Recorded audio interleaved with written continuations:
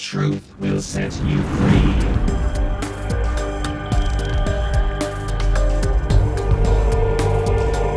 The truth will set you free.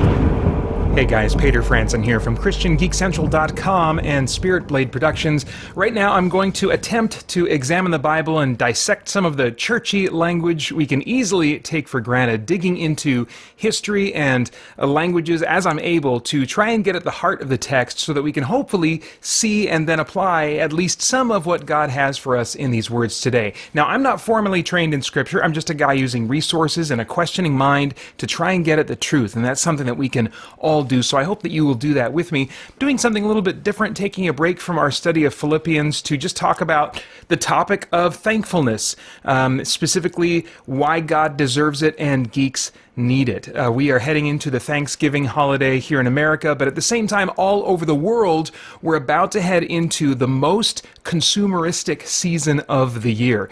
People are building up appetites and hopes for that cool thing that they hope someone will get for them or that they hope to get for themselves when there's a big sale on it.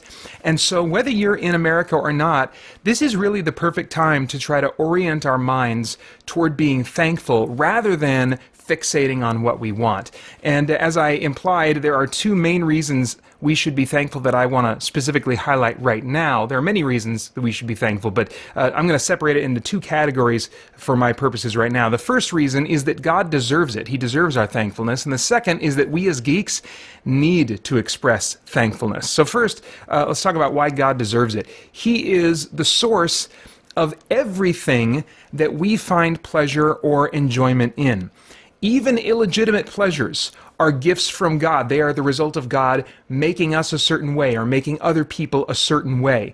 So even when we twist things like sexuality or food or even medications and things like that and experience pleasure as a result, the pleasure itself is as a result of how God made us. It is a gift from Him that we are in that moment, even as we're sinning, choosing to twist it. So my point is that that evil should never be credited. Satan should never be credited. Our own evil choices should never be credited as being the thing that we find pleasure from. What we've done in those cases is twist something that is good and misused it. But it's important to realize that every good thing we experience, every positive, pleasurable thing we experience, finds its source in God. James 1:17 in the ESV says, "Every good gift and every perfect gift is from above, coming down from the Father of lights, with whom there is no variation or shadow due to change." Now, this verse has its own context, and so I don't want to emphasize, too much something here that isn't James' focus as he's writing this, but I think an observation we can make is that all good gifts come from God, and all those things that God gives us that we experience in life, they fade. They have an expiration date or some kind of a time limit, and so eventually they fade away. But there is no shadow due to change in the giver of those gifts. He does not change. He does not fade. And so as we're enjoying all these things that we just love so much as geeks, that eventually wear out, and it's like, okay, I remember when Skyrim, I thought I'll never get bored playing Skyrim. I'll never be sick of this game. This is just amazing. I'm loving this experience. But after a while, Skyrim's just Skyrim, and you move on to something else. The new hotness becomes the been there, done that. And so what it's important to realize is the source of all those good things does not ever change. And so really He's the one that's worthy of us going, my gosh, wow, or very appropriately say, my God, wow. And nature lovers, I really want to point out here, if it's not clear already from my perspective, do not have a monopoly on pleasures to thank God for. Sometimes I feel like we are quicker to credit God with a beautiful vista in nature, or something that's a little bit less processed, something that's a little bit more from the natural, what's the word? Natural, not forces, but natural sequences. This is off of my notes here, but natural processes. That's the word I was looking for, natural processes. We're quick to thank God for those things that come more from natural processes, but we absolutely owe him thanks for all the things that we process and create ourselves.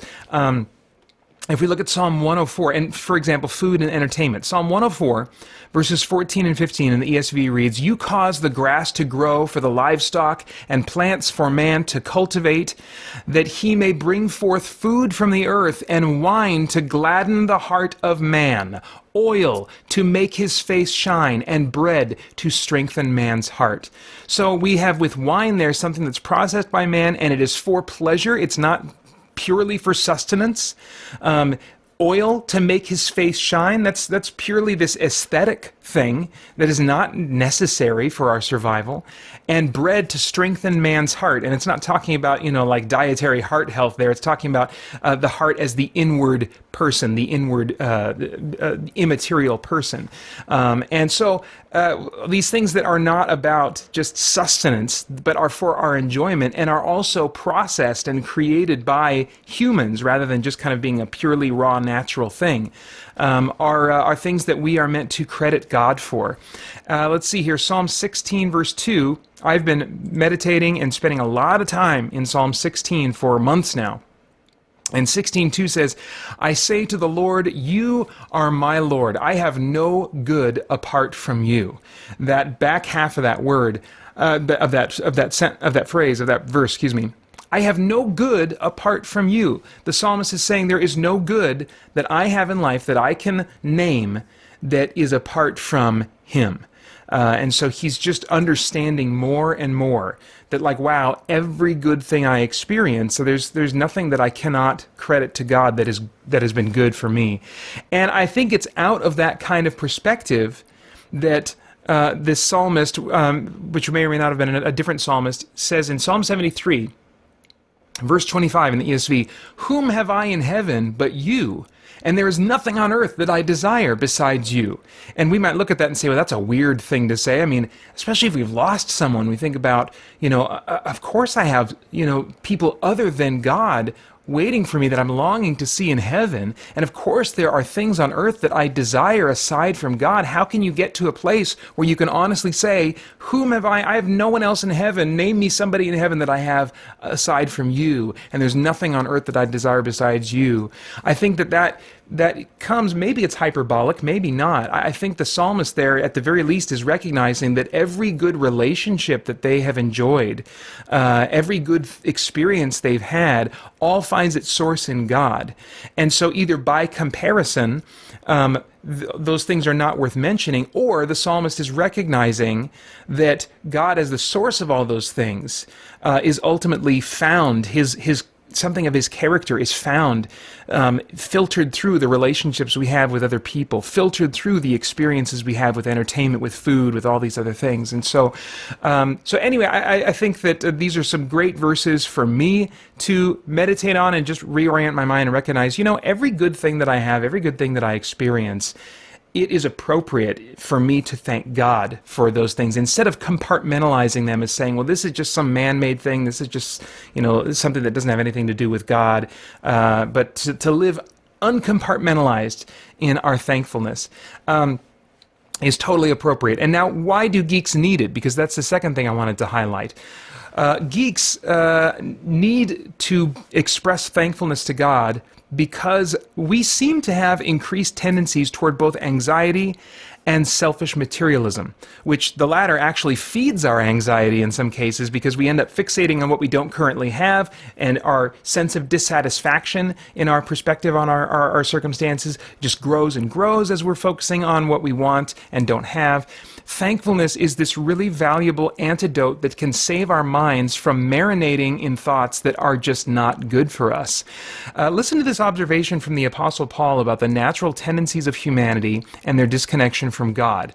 And the main part that I want to draw out is at the very end of the second verse. But this is Romans 1:20 and 21. In the ESV it reads, "For his invisible attributes, God's, namely his eternal power and divine nature, have been clearly perceived ever since the creation of the world in the things that have been made. So they are without excuse. For although they knew God, They did not honor him as God or give thanks to him, but they became futile in their thinking and their foolish hearts were darkened. So we have these two sides of the coin. They did not honor him as God or give him thanks. What did they do instead? What's the alternative to that? They became futile in their thinking and their foolish hearts were darkened. A lack of thankfulness tends to be paired with hearts that are becoming foolish and darkened, dwelling on pointless thoughts. If we want to find ourselves in a dark place, feeling hopeless and having pointless thoughts as our focus, then neglecting expressions of thankfulness to God is going to help us get there. Now, and I've noticed this firsthand and experienced how exercising thankfulness as a discipline, even when I don't initially feel it naturally, because I don't gravitate toward feeling thankful. It's something that I have to choose to enter into, and then the feelings will often come later after I've entered into that as a choice. But that thankfulness, expressing that, really works like an antidote to feelings of emptiness, anxiety, or depression in my experience. Philippians 4, verses 4 through 7 in the ESV says, "Rejoice in the Lord always. Again, I will say, rejoice. Let your reasonableness be known to everyone. The Lord is at hand. Do not be anxious about anything, but in everything, by prayer and supplication, with thanksgiving." I think that when we're reading this, we can just kind of like hear that word thanksgiving go in one ear and out the other. At least I can. "But in everything, by prayer and supplication, with thanksgiving, let your requests be made known to God." And what will happen? "And the peace of God, which surpasses all understanding, will guard your hearts and your minds in Christ Jesus." So expressing thanks to God is one of several elements described there that enable us ultimately to experience peace from God in the context of our anxious thoughts. This kind of corrective thinking was practiced by the psalmists. If you spend time in the Psalms, you'll notice that they incorporate regular and extensive expressions of thankfulness to God along with their requests. Thankfulness helps to keep life in perspective instead of giving more weight than we should to the wrong things. Now, I want to be clear, I'm not saying thankfulness is all anyone needs. If you have serious ongoing depression, then please seek some qualified help. That's really important. But apart from mental health issues or before they develop, disciplined thankfulness thwarts depressing thoughts, anxious thoughts, discontent thoughts. It can even help prevent more serious forms of those kinds of issues from taking root and developing. And it's worth noting that even some modern principles of cognitive therapy involve reorienting the mind on what is true instead of fixating on fears and worries and discontent. In some ways, therapists in the last couple hundred years are just unknowingly catching up and repackaging principles and disciplines that God has told us from the very beginning are good for our mental and emotional health.